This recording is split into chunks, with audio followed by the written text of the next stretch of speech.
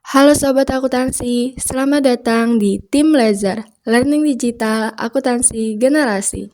Nah, di video kali ini kita akan membahas tentang siklus akuntansi sebagai fondasi utama yang penting banget kita kuasai dalam mengambil keputusan yang tepat.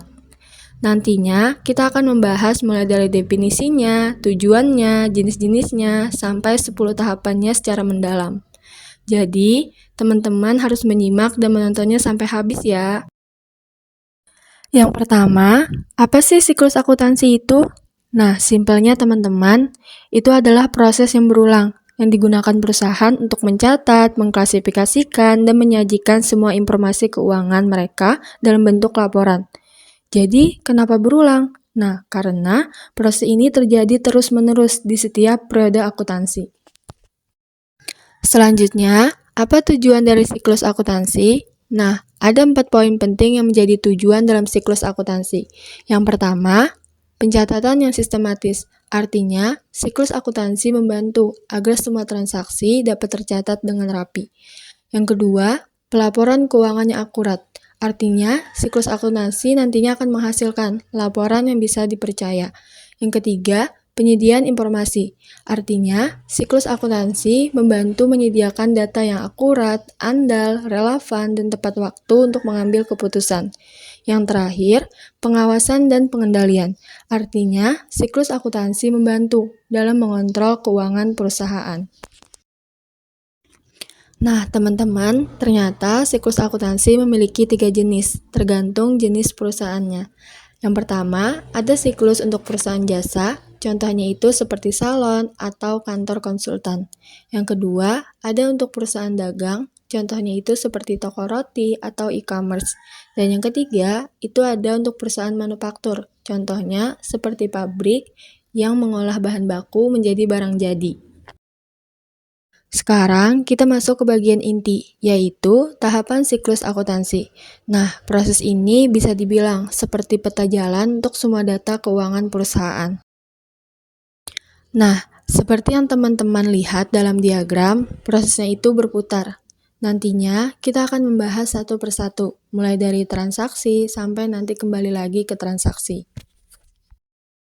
Tahap pertama adalah identifikasi dan analisis transaksi. Setiap transaksi, misalnya penjualan atau pembelian, itu harus didukung oleh bukti yang sah, seperti kwitansi, faktur, atau nota.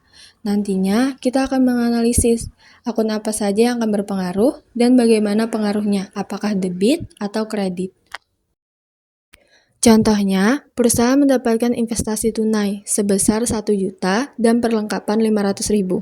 Ini berarti kas akan bertambah di bagian debit sebesar 1 juta, perlengkapan akan bertambah di bagian debit sebesar 500.000, dan modal akan bertambah di bagian kredit sebesar 1.500.000, yang merupakan penjumlahan dari kas dan juga perlengkapan. Ingat ya teman-teman, kita pakai sistem double entry, yang dimana debit itu harus selalu sama dengan kredit. Nah, setelah kita analisis, kita masuk ke jurnal umum. Jadi, jurnal umum itu adalah catatan kronologis atau urutan waktu dari semua transaksi yang terjadi. Nah, disinilah kita akan membagi setiap transaksi ke sisi debit dan juga kredit. Contoh jurnalnya bisa kalian lihat seperti ini. Lanjut ke tahap yang ketiga, yaitu posting ke buku besar. Nah, kalau di jurnal umum kan transaksinya masih bercampur. Di buku besar ini, kita akan mengelompokkan transaksi berdasarkan akun yang sama. Jadi, semua transaksi kas itu akan dikumpulkan di akun kas, dan semua transaksi utang akan dikumpulkan di akun utang, dan juga berlaku untuk akun-akun yang lainnya. Nah, buku besar itu memiliki beberapa bentuk, seperti bentuk T, bentuk 2 kolom, 3 kolom, hingga 4 kolom dengan saldo rangkap. Tapi intinya sama teman-teman, saldo normal itu berfungsi untuk merangkum pergerakan setiap akun. Tahap berikutnya adalah menyusun neraca saldo. Ini adalah daftar yang berisi saldo akhir dari semua akun di buku besar. Tujuannya untuk membuktikan bahwa total saldo di debit di semua akun sama dengan total saldo di kredit. Nah, kalau misalnya tidak sama, berarti ada kesalahan pencatatan di tahap sebelumnya. Ini merupakan contoh dari neraca saldo. Masuk ke tahap yang kelima, yaitu jurnal penyesuaian. Nah, biasanya di akhir periode itu ada transaksi yang belum tercatat, atau ada akun di neraca saldo yang saldonya itu tidak sesuai dengan kondisi real. Sehingga di sini kita akan membuat penyesuaian.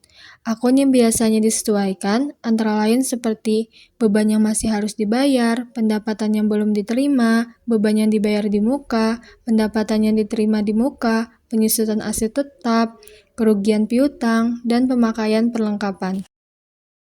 Ini adalah beberapa contoh akun dan jurnal penyesuaiannya. Prinsipnya teman-teman, kita akan menyesuaikan pendapatan dan beban agar bisa diakui di periode yang seharusnya.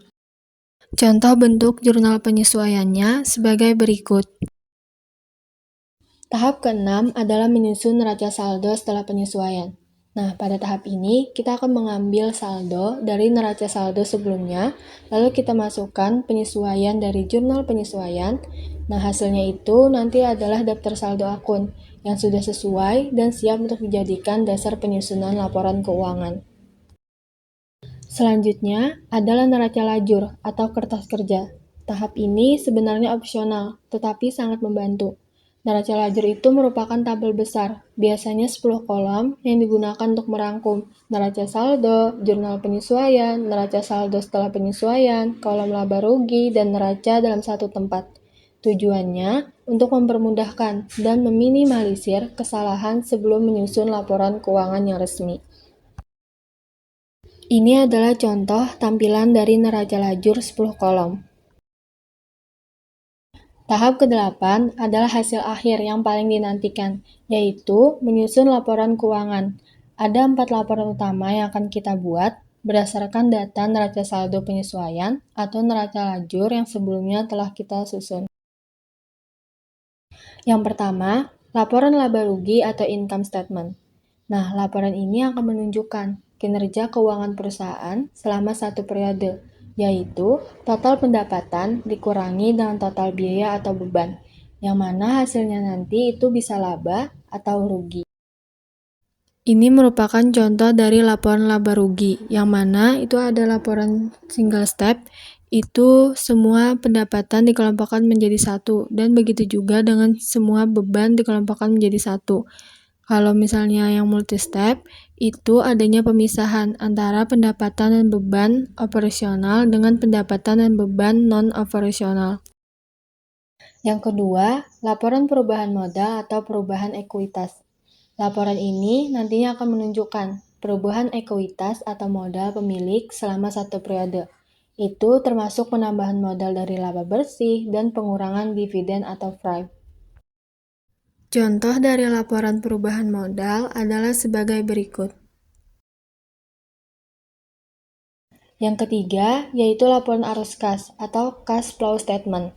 Nah, di laporan ini nanti akan merinci semua arus kas masuk dan arus kas keluar dari 3 aktivitas, yaitu operasi, investasi, dan pendanaan. Ini penting teman-teman untuk kita melihat bagaimana kemampuan perusahaan dalam menghasilkan kas.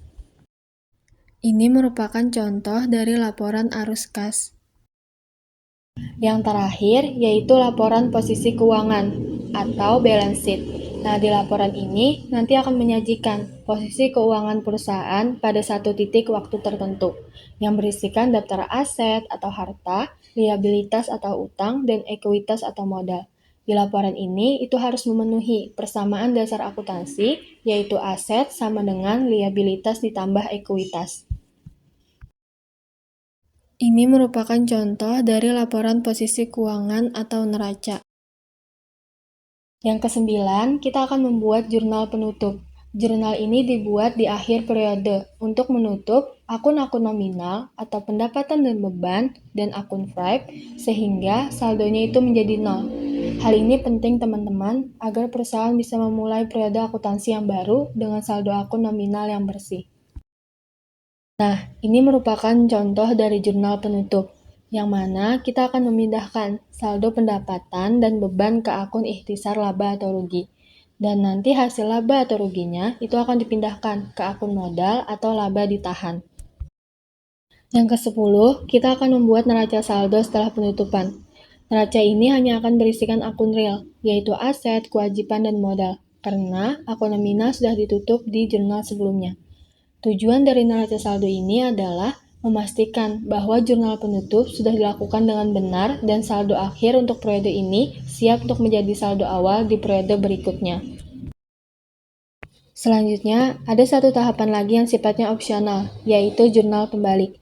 Jadi, jurnal pembalik itu digunakan untuk membalik beberapa jurnal penyesuaian yang berpotensi menyebabkan pencatatan ganda di periode yang baru. Biasanya, ini dibuat untuk beban yang masih harus dibayar atau pendapatan yang masih harus diterima. Contoh jurnal pembaliknya adalah sebagai berikut. Itu dia teman-teman, 10 tahapan lengkap dalam siklus akuntansi. Sekian dulu penjelasan dari aku, sampai jumpa di pertemuan selanjutnya.